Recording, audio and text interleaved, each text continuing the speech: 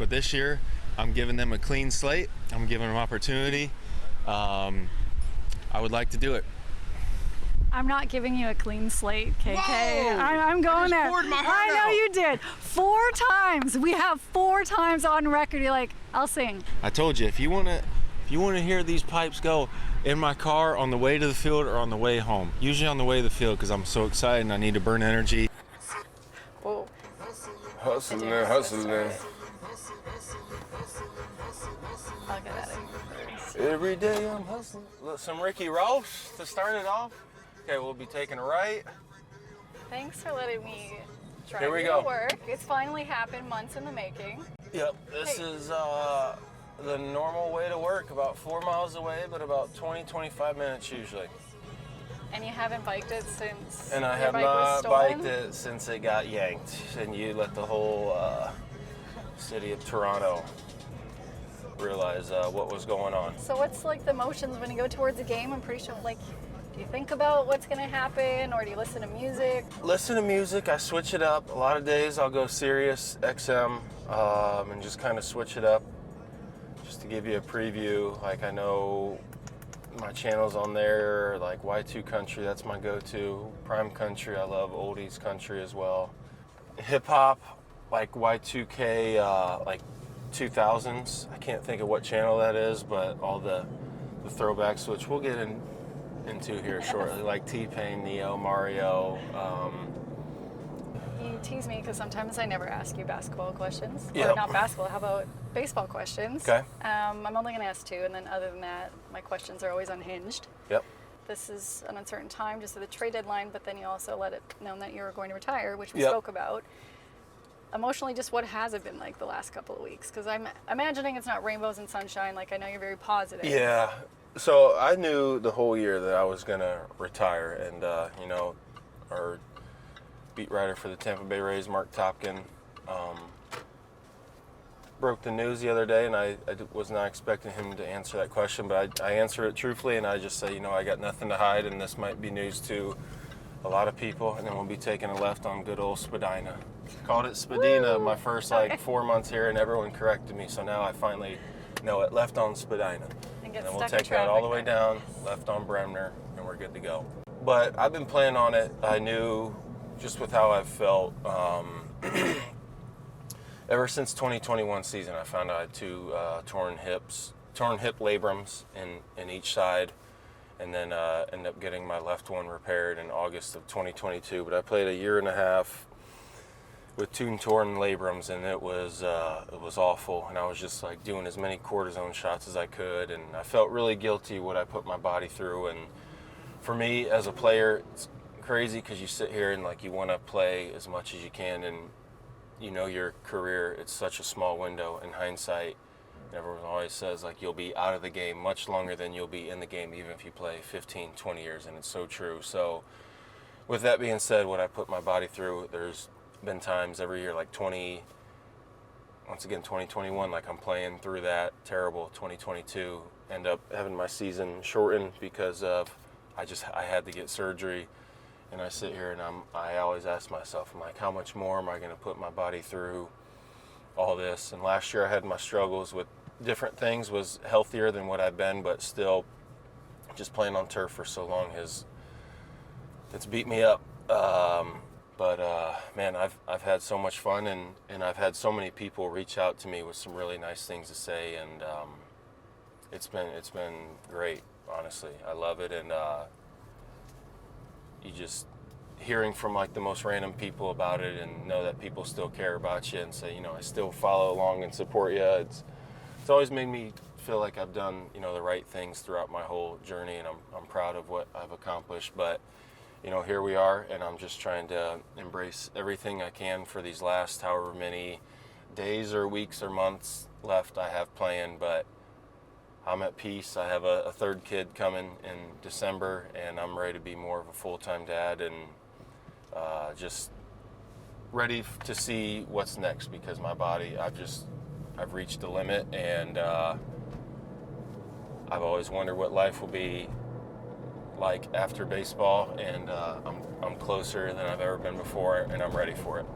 When you talk about your journey, so you were like 900-something pick in the 31st round. Yep, 941st pick. Which then you go become a 4-time Gold Glove winner. You won platinum. You are one of an elite outfielders that's ever played the game, and like you won the World Series run. All of this.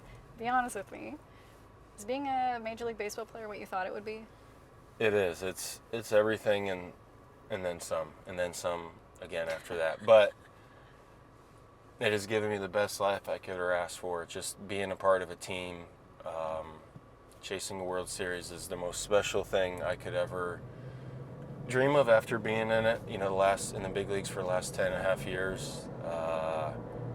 Just truly incredible. But I will always say this too, since we're doing an interview and we're just talking about everything, is not the glitz and glamour that everyone thinks our life is all peaches and cream. Like, pressure is a privilege. I love that saying, and it's so true, because it is. Like, you go out there and we want to perform each and every night, and when you don't, it's tough physically, mentally, because this game is hard as is, but especially when things aren't quite going your way. But that is what I appreciated throughout this whole journey. Like, we signed up to play a game of failures, and for me, like, personally speaking, like, offense has always been the thing to, like, when everyone asks about your game, well, how'd you do? Oh, you went 1 for 4, 2 for 4. No one ever asks about defense or anything like that. It's always this, and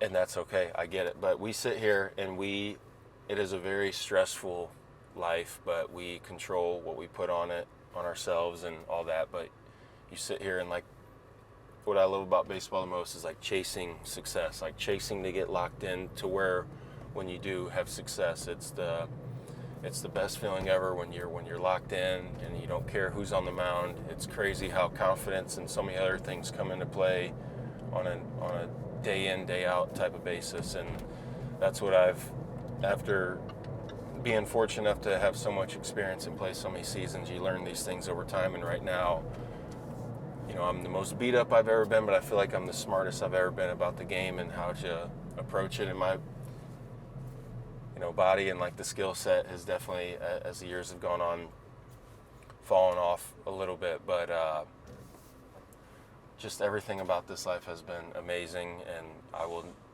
I've been grateful and thankful every step along the way. But now, you know, especially now that I know it's close to being over, I just appreciate it that much more. And you sit here and you're in the dugout each and every night, and we're playing in front of 30,000-40,000 people any day of the week, and you look up and see people with 39 Kiermaier jerseys on, stuff like that. It never gets old to me, and it's been an absolute honor taking the field for as long as I have, and provided me with a life that I thought was attainable, but I knew I had to put in all the work and do all the little things along the way to make my dreams come true. And here I am today, and I've lived the dream, and I've learned a lot about myself throughout this whole time, and I know now that I can do anything that I apply myself to, and I can achieve whatever I want in life. And baseball has given me so much confidence on and off, and that's why I will love and appreciate this game and this life forever. I say anything like you put your mind to. Exactly. You did mention something that could have been a post-career job for you, or something you do if you weren't a baseball player, once in an interview, and it actually was a talent scout for singers. And you know where I'm going with this. So, oh yeah, okay, you had to break the ice somehow. I Let's gotta do break it. it. Okay. What, like, we have your playlist from last year, Okay. the Samario, or what do you want to go with? So she's got my playlist right now, hustling, and she's got some good ones on here. But I'm gonna go off the top of the head first. Oh gosh, the tenors. All right. So I told you my favorite genre, or like music ever, is from 2004, 2012ish. So we're gonna turn this up. Okay, hustling still on, but this is called Mashup by T-Pain. I'm a big T-Pain fan. Just sing T-Pain. And I love all his songs. Okay. So this is a mashup of, like, a lot of his bangers. I'm ready for it. Let's do it. So when I sing, I pick the times when I want to sing. I don't sing the whole song through. I kind of pick and choose my spots. So I'm gonna just act like, no, well, you're in the car, so I already have, like, this slight little pressure on me. I'm not here. Don't worry. Okay, you're not here. It's gonna be amazing. Just let it ride out, you know?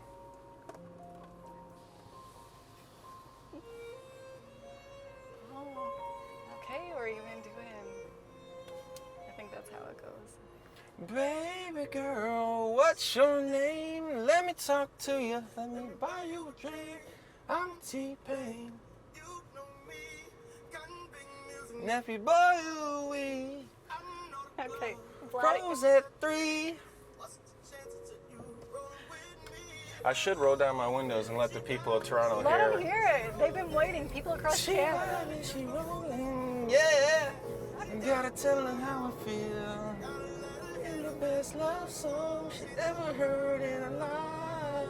And that's a lot of times too, like, there's songs that you can kind of belt out a little bit, but then there's times where I know I can't hit certain notes, so I can't get too crazy, because there's times if you embarrass yourself while you're driving, that's not good. So here I'm with you. I'm not gonna. You know I don't judge you, but I have to say In the Vladdy. gray Cadillac. What's that? Vladdy was the one who told me you're a good singer. Oh So I yeah, was nervous. these guys get it. Here we go. Some people call me the space cowboy. Yeah. Some call me the gangster love. Oh God. Let him do this. Some people call me Maurice. 'Cause I speak of the pompatus of love. Wow, that was Good. gut wrenching. Did you see the lady? Like she like, Yeah, she hey. loved it. I She think loved it. I honestly thought she was going to faint. The other guy wanted to flip me off, but we're not worried about him. When I'm out there on the field, I got people flipping me off. You gotta cancel them out. They flip you off. But when usually you're I in the get field? booed. I get booed for my baseball play. Usually not my singing, but That lady was gonna pass out. She loved it. all right. Let me think. Oh, here we go. Here we go.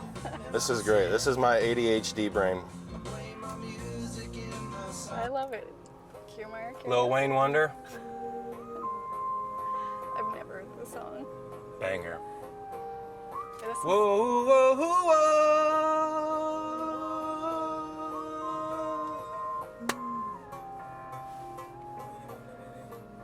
Got somebody, she is a beauty, very special. Uh-oh. Take good care of me. I'm hoping that was my. I mean, it's a great voice, isn't Oh, it? that's Hold the on. mic. You can leave it. There we go. This thing fell. We're good. No letting go, no, you, it's all I got. Oh, here we go. This is random. So this song is a country song. It's ridiculous, but it's called Parked Out by the Lake, and it's the same words over and over, but it is one of my favorite songs. I'm still parked out by the lake, 80 miles from Santa Don't know Fe. the song. I'll learn it. It's ridiculous, but I love it. But I like singing this song. I'm parked down by the lake, the one that's 80 miles from Santa Fe. 'Cause I'm parked down by the lake, 80 miles from Santa Fe. It's the lake that's parked where I'm at by the lake.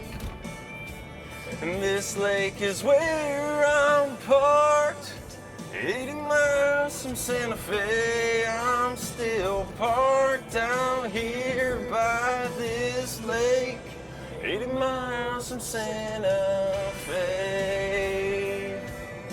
See, usually I'm very handsy right now. Usually when I got the drive. steering Just do wheel, it. yeah. There you go. We'll just try. One by Santa Fe. All right, we got about 3 or 4 minutes left. I know, like 90 questions. This is great. There was something that happened earlier in your career, and I'm curious if you still Okay. do it, to get that energy out. Like on the way you're talking, you'd sing, you'd be jamming out, but you would go to the bathroom, Oh yeah. tickle your nose, Sneeze and and a scream. sneeze, and what? Do you still Sneeze do and a that? scream. Who Haven't done has- it. Haven't done it since 2014. So what I can do is I can get like I've used so many different things: Kleenex, toilet paper, pieces of grass. Like if I can get something like really light and delicate, and I stick it up my nose like just enough, it tickles something up here and makes me sneeze every time. So if I need like a good little pick-me-up, I go right to it. But there's sometimes, especially way back in the day when I was 23 when I first started doing this, I randomly did it one day, made myself sneeze, then I screamed just to get like, I just get like built up and I just need to let it out. Did that, had a great game, then I did it the rest of for a while, and then I get caught up the next year in like a rookie, and rookies kind of have to, you know, we gotta stay in our lane. So I go in the bathroom and I do it away from everybody, and people are like, "What in the world are you doing in there?" I'm like, I'm getting ready for the game, trust me.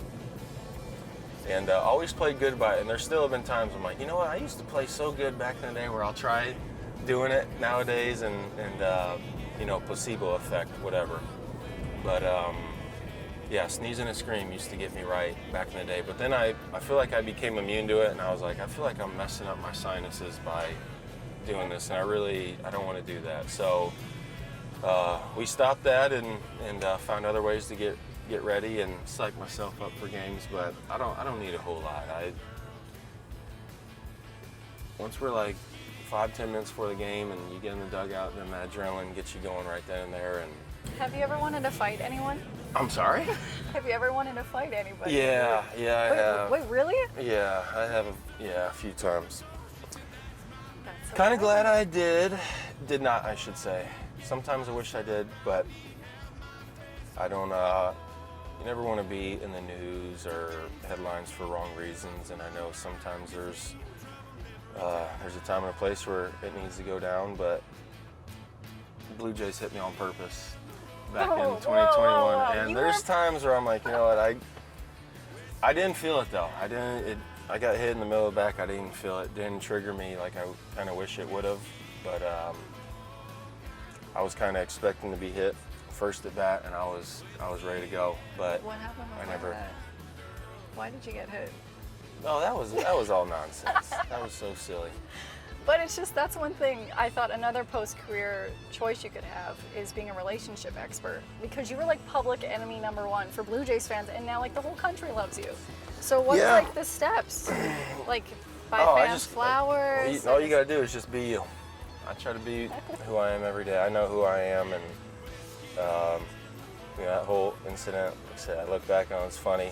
They had no idea, like they probably had their thoughts of, you know, me at the time, and then they got to know me, and still, like after I bring it up, once they get to know me, they're like, who cares? Exactly, that's the way I felt the whole time. But yeah, a random question, do I want to fight someone? Have you ever? What? I never thought you would have. You're so positive. I mean, we get heated out there.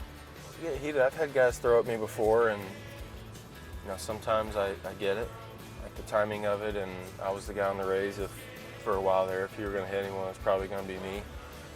But then there's other times where certain things happen, and so we play with some emotion, and we don't have a whole lot of contact in our game, and sometimes every now and then. But when you're when like certain things are playing on the field, and you know, people are barking at each other, you get that adrenaline going, and you say, well, let's see what happens. And I will say, when I was singing, I wasn't super. You have a presence. you have were a presence. I made you you have nervous? a presence. I was a little nervous. No, Oh, Canada.